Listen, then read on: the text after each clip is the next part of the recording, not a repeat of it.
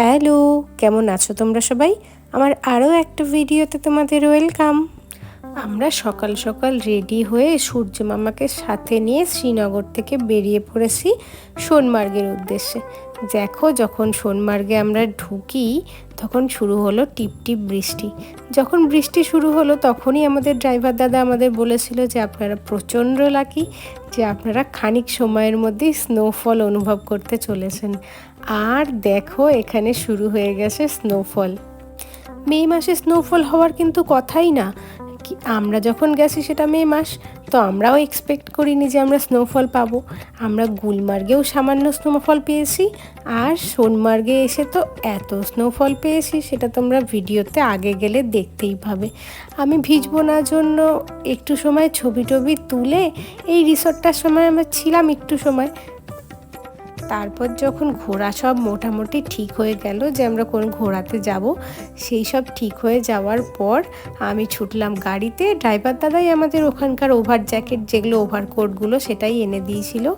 আমরা যখন সোনমার্গে পৌঁছাই তখন ওখানে আর একটা কি দুইজনের গাড়ি এসছিল, মানে ট্যুরিস্ট এসছিল। আর আমরা যখন ওপরে ওঠা শুরু করি এই রকম স্নোফল শুরু হয়। এটা সেই সুইসাইড পয়েন্টটা যেটা বলছে। আর তারপর আমরা উপরে উঠে গেছিলাম। উপরে উঠে গিয়ে এত স্নোফল পেয়েছি, যাওয়ার সময় প্রথম একটু কষ্ট হচ্ছিল, আর যখন সেটা একটুখানি সহ্য হওয়া শুরু করলো আমরা আনন্দে পাগল হয়ে ছবি তোলা আর ভিডিও বানানো শুরু করে দেই।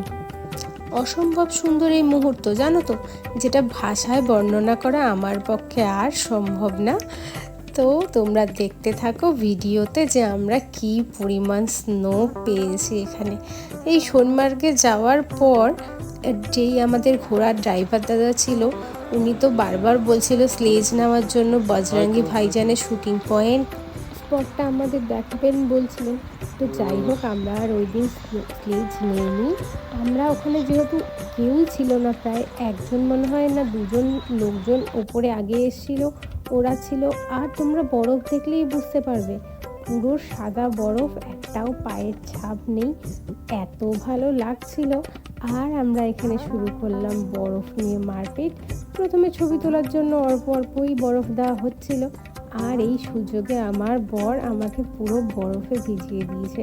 মানে এই বরফগুলো কি হচ্ছিল বলো তো, ছবি তোলার জন্য তো আমরা একটু অর্ধেক দিচ্ছিলাম, আর সেই বরফটা ভেতরে গিয়ে গায়ের গরমে গলে গিয়ে জল হয়ে আমাদের ভিজিয়ে রাখছিল।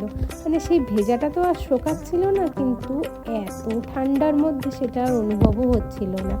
আর আমাদের যাওয়ার সময়তেই পা পুরো ভিজে গেছিলো, মানে জিন্স ভিজে গেছিলো আমার ওর।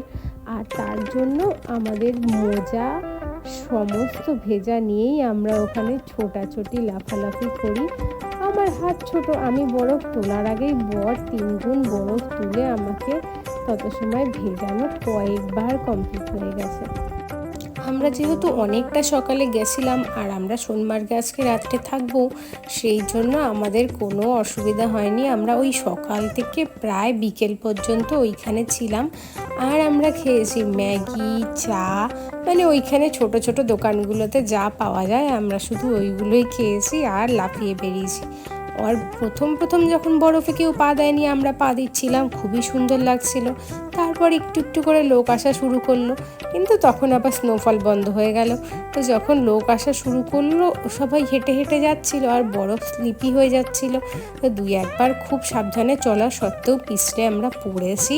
পড়ার পর ডিসাইড করলাম না আর এখানে বেশি সময় থাকলে আমরা দুইজন হয় আনন্দে নইলে ঠান্ডায় পাগল হয়েই যাব। তো সেই জন্য আমরা ডিসাইড করলাম যে আমরা নিচে নেমে যাব। আর ওখানে অনেকটা সময় ছিলাম, এত সুন্দর দুজন মিলে ঘুরে বেরিয়েছি। আর সবচেয়ে মজার বিষয় কি জানো, আমরা দুইজন কেউই সেরকম কোনো পোজ জানি না যেগুলো দিয়ে আমরা এত সুন্দর জায়গায় ছবি তুলব। এত সুন্দর জায়গা, সেখানে কয়েকশো পোজ জানা থাকলে কত ছবি তোলা হতো। আমরা সেই সব কিচ্ছু পারিনি। আমরা একটু অর্ধেক যেইগুলো আমাদের সেই ঘোড়া ড্রাইভার দাদা বলে দিচ্ছিল সেই রকম পোজে ছবি তুলেছি, আর ড্রাইভার দাদার কথা শুনেই ভিডিও বানিয়েছি। আর এগুলো ড্রাইভার দাদারই তুলে দেওয়ার ছবি, যখন আমরা উপরে উঠছিলাম সেই সময়কার ছবি। আর তারপর যখন আসছিলাম তখন যেহেতু স্নোফল বন্ধ হয়ে গেছিলো, সেই জন্য পুরো রাস্তায় কাদা কাদা হয়ে গেছিলো আর নিচের থেকে প্রচুর লোক তখন উপরে উঠছিল। আর এত সুন্দর এক্সপিরিয়েন্স করেছি আমরা এই সোনমার্গে। আর এটা আমাদের গাড়ির ড্রাইভার ছিল, যে অত্যন্ত ভালো ব্যবহার করেছে গোটা ট্রিপে আমাদের সাথে। আর আমার এই ভিডিওটা তোমাদের কেমন লাগলো সেইটা তোমরা আমাকে জানাতে ভুলো না। যদি ভালো লেগে থাকে একটা লাইক করে দিও। টাটা।